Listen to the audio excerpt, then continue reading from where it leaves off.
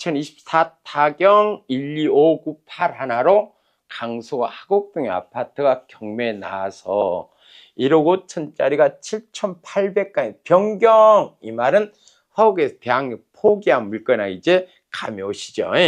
대항력 포기해서 다시 나왔네요. 그래서 이 물건을 입찰하실 경우에는 낙찰자 인수할 경우에는 전혀 없습니다. 쉽게 말해서 1억 원에 입찰하시더라도 이 허그에서는 진연땡시 임차 보증을 양수 받았고 허그에서 배당에서 배당을 받아가는데 1억 원의 입찰은 1억 원만 배당하고 나머지는 포기하겠다. 대항력 포기 물건입니다. 따라서 낙찰자가 인수하는 문제는 전혀 없을 것 같은 불구하고 이걸 문제로 삼은 이유는 참 재밌는 일이 있어서 그렇습니다. 자, 등기 등록 한번 볼까요? 등기 등록 보면은 여기에 소유자는 각각 지분으로 3분의 1씩 세산 가지고 있는데 여기에 있는 가압류는 두 사람 지분만, 여기는 전체. 그래서 말소 기준 권리가 2개인 경우 물건이거든요. 따라서 매각 물건 명세서도 보시면은 이와 같이 잘 보시게요. 매각 물건 명세서 보니까 가장 먼저 등기부에 등기된 권리 우리는 최 선수의 설정자 그러죠. 가장 먼저 등기됐는데 2개네요. 이상하죠. 김땡땡씨와 신운철씨 지분에는 가장 등기된 권리, 그리고 김연땡씨 지분에 있어서는 가장 등기된 권리. 그래서 말소기준이 뭐이다? 2개다. 따라서 이걸 다음같이 정보지 내용만 봐서는 좀 이해하기 힘드니까 쉽게 한번 풀어서 설명을 해보게요. 자, 이 경우를 한번 봅시다.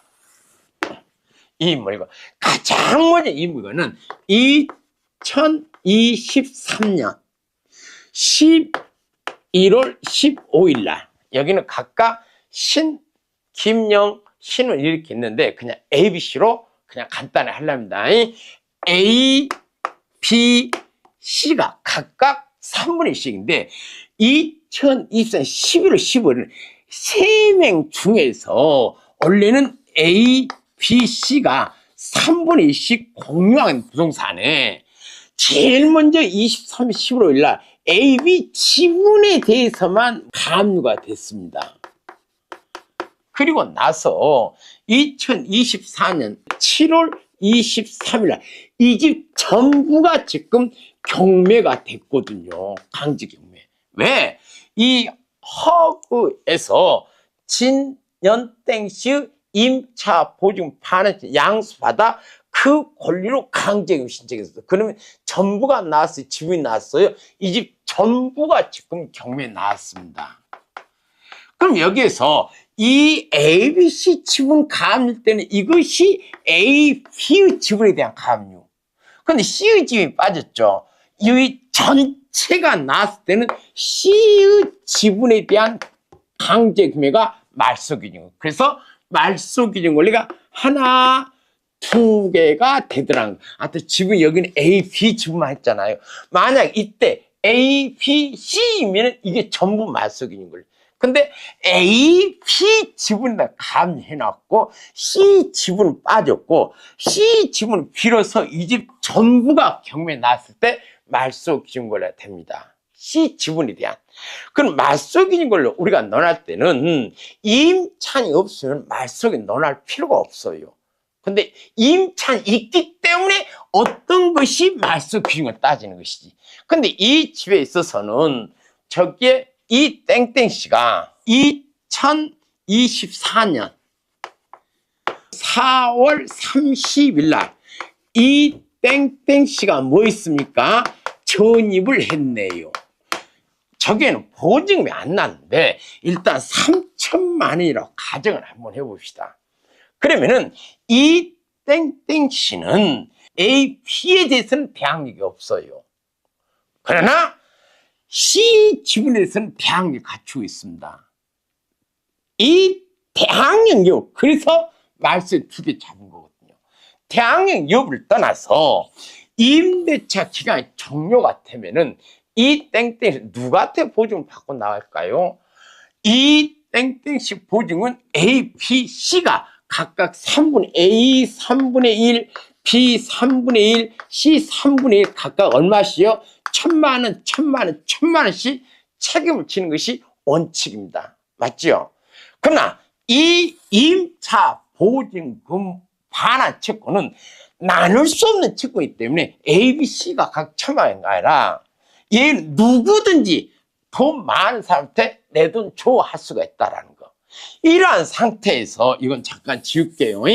이 아파트가 경매되어서 을이 낙찰을 받았습니다. 1억에 낙찰을 받다 싶을 때 1억은 누가 가져가겠어요? 당연히 진 땡땡씨 임차 보증 반환 채권을 양수받은 허기에서 다 가져가고 얘는 하나도 못 가져 문제 생깁니다. 그럼 이 임차는 누가 책임질까요? 라고 했을 때 을이 낙찰받은 이유는 이 집에 들어가기 위해서죠. 그러면 들어가려면은 을은 이 해땡씨의 보증금 전부를 물어줘야 됩니다. 왜? 이것이 나눌 수 없는 채무, 불가분의 채무이기 때문에 그러거든요.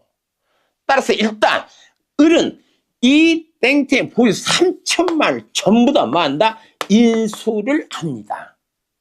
근데 이 돈은 누가 물을 돈이지 않습니까?